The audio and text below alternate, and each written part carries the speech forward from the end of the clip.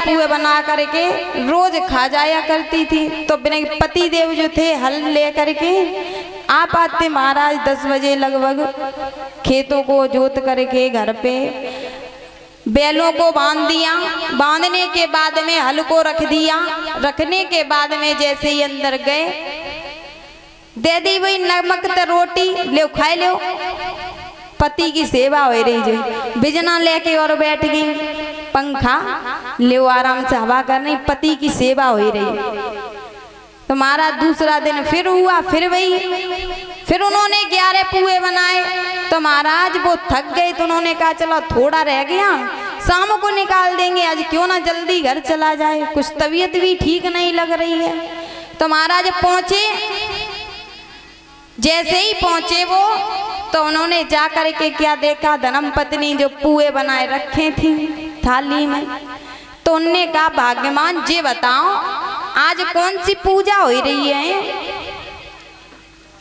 आसपास हम वहां से चले आ रहे, किसी के घर में कोई ना खीर पूड़ी कहीं नहीं बन रही है, तुमने ये पुए और पूड़ी बना करके रखी है, ये बताओ आज कौन सी पूजा है। क्योंकि महाराज अब चल रही, ज्यादा पूजा चल रही है। एक तब रीत चली थी, बिटियां मम्मी को साड़ी पहनाए हैं और चली है माई बहाने जन को मिठाई खवाएं, चल रही है वे।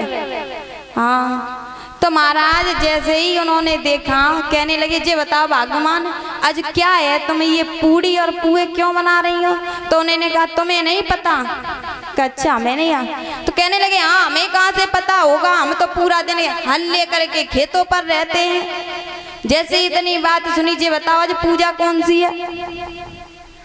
तो कहने लगी आज है, आज का है, आज है लुढ़क चौथ की, लुढ़क चौथ कहा सही बताओ।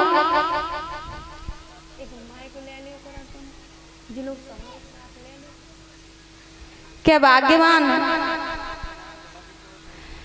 जैसे ही उन्होंने पूछा क्या है, तो कहने लगे लुढ़क चौथ है आज।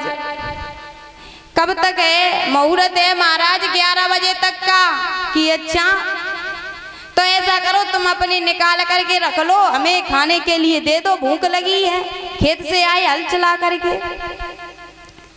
तो बिन्ने सोचा कि हमने इतनी मेहनत से पुआ बनाई और इन्हें रख दिए, तो ये सारे ही पुआ खा जाए, 11 के गिनती के वे 11 पुए।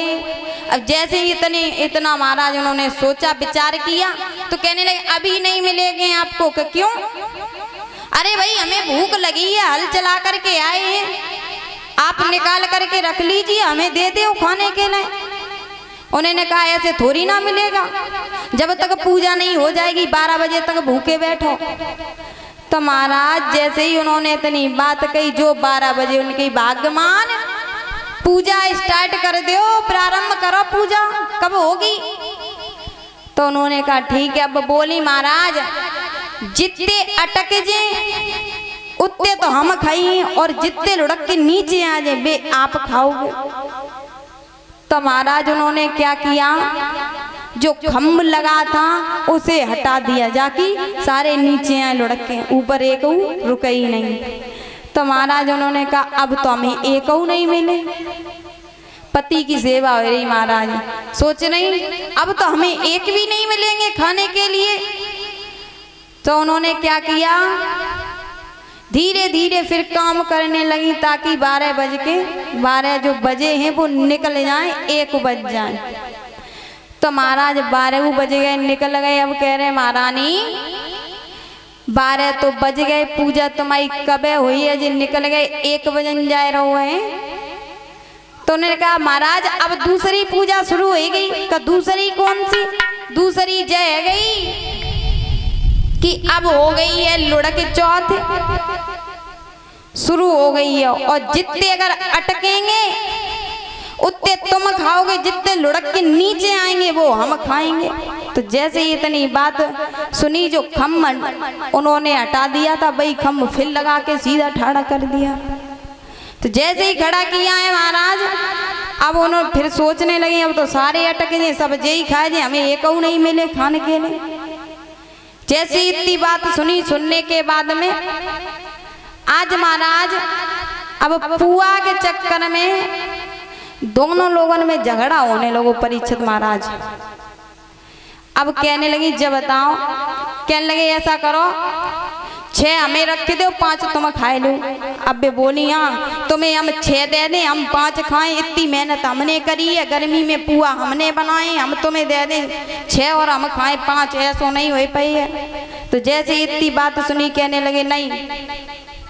तूने कहा देखो एक शर्त है। क्या शर्त है? शर्त ये है बीच आंगन में थाली रख ली जाए। परीक्षित महाराज एक जने उधर से बैठ गए, एक जने इधर से, और बोली जो पहले बोलेगा वो खाएगा 5 और जो बाद में बोलेगा वो खाएगा 6। जैसे इतनी बात सुनी महाराज पूरा एक दिन व्यतीत हो गया, एक उनाए बोले, सिर्फ एक पुआ का हेर फेर था।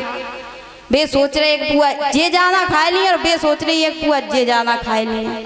अब सोच रहे बड़े बात से, अब देख रहे बोले तो बोले जाए। आस पड़ोस में कछु हते भैया जैसे हमारे जे तो पहुंचे के पड़ोसी घर में रोज सुबह हल्ले करके खेतों में जाते थे। आज पूरा दिन हो गया एक भी घर से बाहर नहीं निकले। बात क्या है? तो पड़ोसी जो थे अंदर घुसे के बारे तोड़ के भैया हुए तो हे का गो है। जैसे ही अंदर घुसे देखा जा करके तो महाराज उन्हें हिलाया। पहले तो टेर आवाजें देते रहे, नहीं सुना, हिलाया पकड़ के। गांव वाले कहने लगे भैया इनकी तो राम नाम सत्य है। जैसे इतनी बात सुनी, सुनने के बाद में महाराज ठटरी को तैयार करवाया। जैसे ही ठटरी को तैयार करवाया दोनों को रख लिया, शमशान घाट के लिए पहुंचे। जैसे ही लेकर के चिता पर लिटा लिया जा करके। अब महाराज आग की बारी आई। जैसे आग लगाने चले तो महाराज सोचने लगे कि जे नारी तो ना बोलिए जाके चक्कर में हम जिंदा ही मरे जाए, इसके चक्कर में तो हम जिंदा ही मर जाएंगे। तो वो बोले महारानी उठ जाओ, 5 हम खाए लिए, 6 तुम खाए लियो।